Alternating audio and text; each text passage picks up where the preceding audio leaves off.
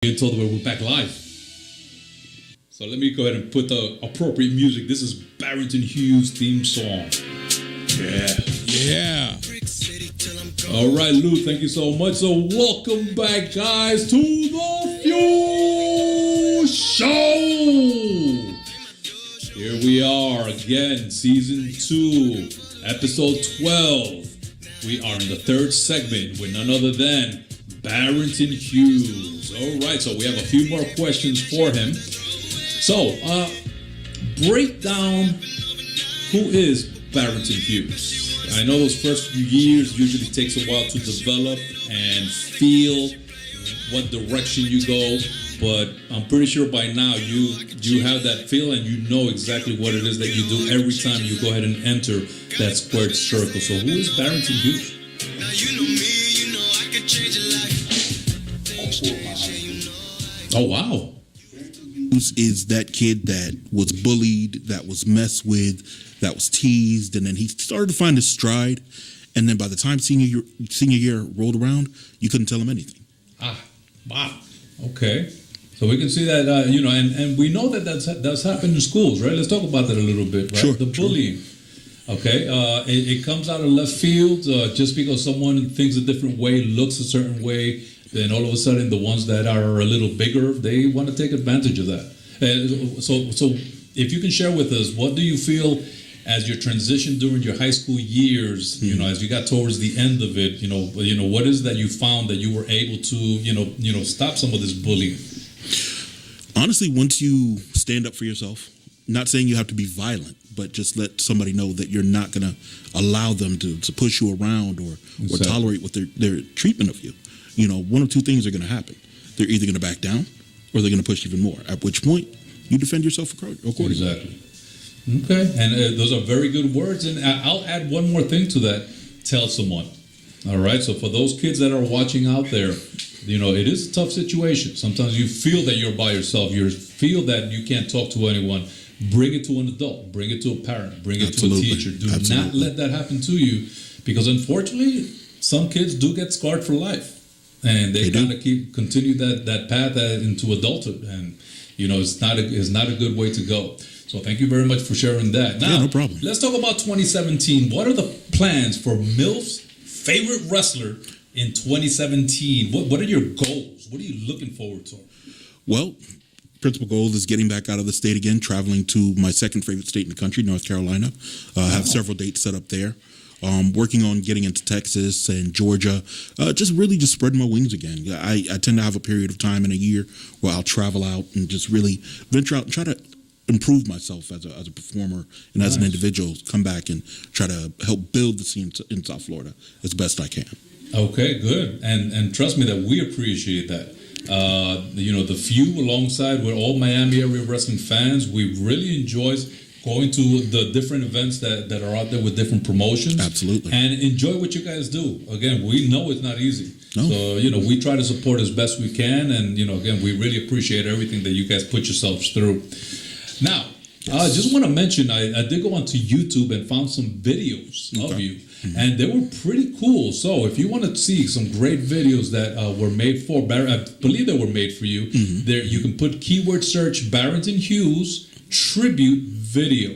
Okay, so just put those keywords, Barrington Hughes tribute video, and it shows a lot of the different promotions that you've been to.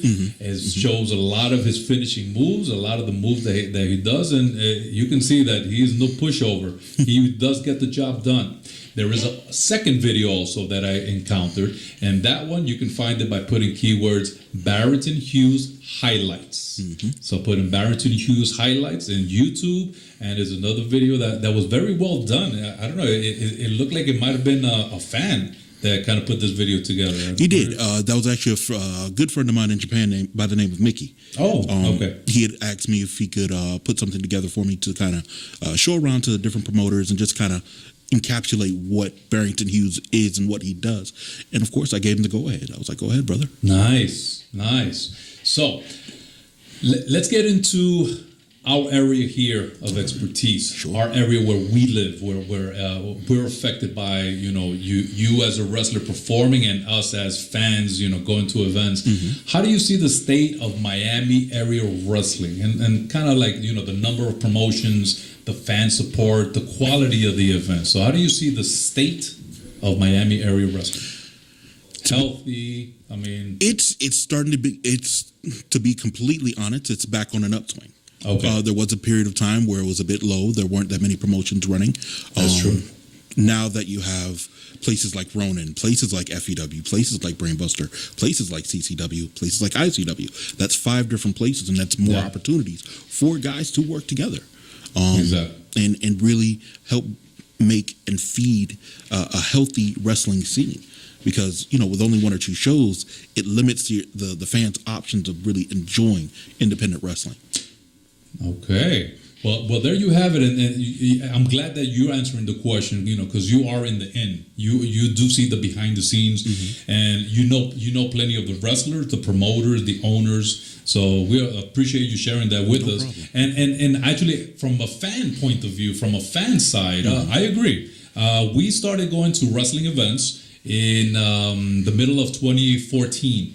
Our first wrestling event promotion was with Pro. Nice. And it was so exciting that they just got us hooked. And from then on, we were just hitting every single event that we could. And I would agree. There was a time where there were quite a few promotions, and then all of a sudden it kind of whittled down. And then all of a sudden, recently, actually last year, X Wrestling, Brain Busters popped out, Fighting Evolution Wrestling popped out, and ICW came with a few events. Charging back, yeah. Lucha Fest, oh my God. So definitely an upswing. I definitely agree with that. And then starting off this year, Platinum Pro Wrestling to add to the mix. All right. What would you say, who are the 3 biggest names in wrestling that you've met in your career? They could be WWE or any of the other smaller promotions. 3 of the biggest names that I've met in my career. Number 1 is my mentor, Tugboat, Fred Ottman. Uncle Fred. Hope you're feeling better, Uncle Fred. He is highly influential on me. Me and him stay in touch with one another on a regular basis. I had the opportunity of riding with Goldust a couple of years ago, and that was a school and a lesson in and of itself, just listening to him tell his stories and seeing what's going on. So, I'm sorry to interrupt. Hold on a second. Hello? Hello. Is this Overstreet? This is Justin Overstreet.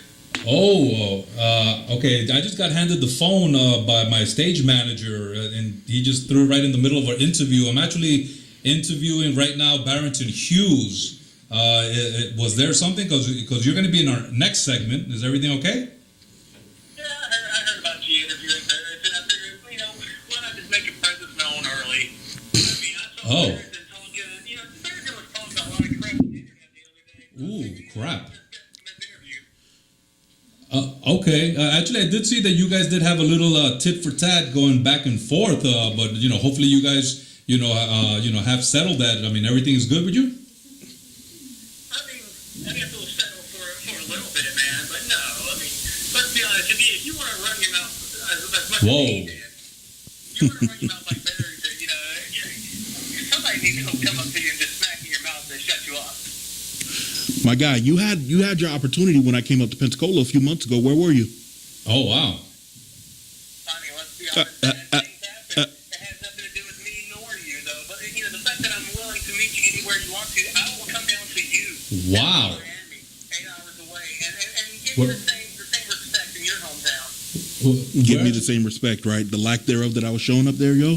Listen, bro, you can come down to Miami. You can show up. You can show face. I'll be here. I'm always here. We're setting up a match right here live on the You let me Q know show. when. You let me know where. We make this happen. You get knocked on your butt. Wow.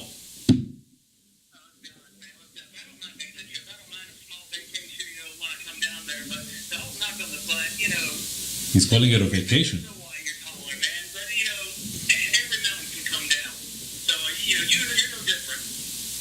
And you're not special. So what's the difference? I don't have to be special, man. I mean, I don't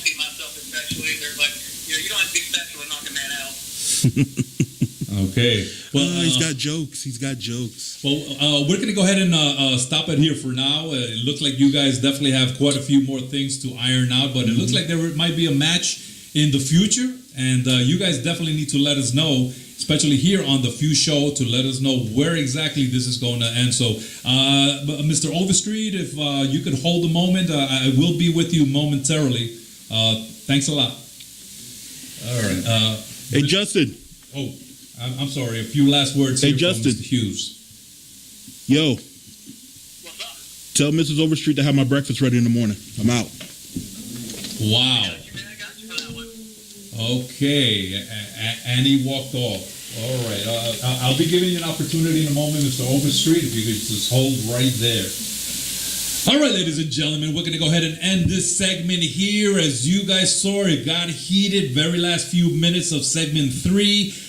Justin Overstreet and Barrington Hughes. Is there going to be a match in the future? You guys stay tuned to The Few Show. Wow. Ladies and gentlemen, here we are on 24/7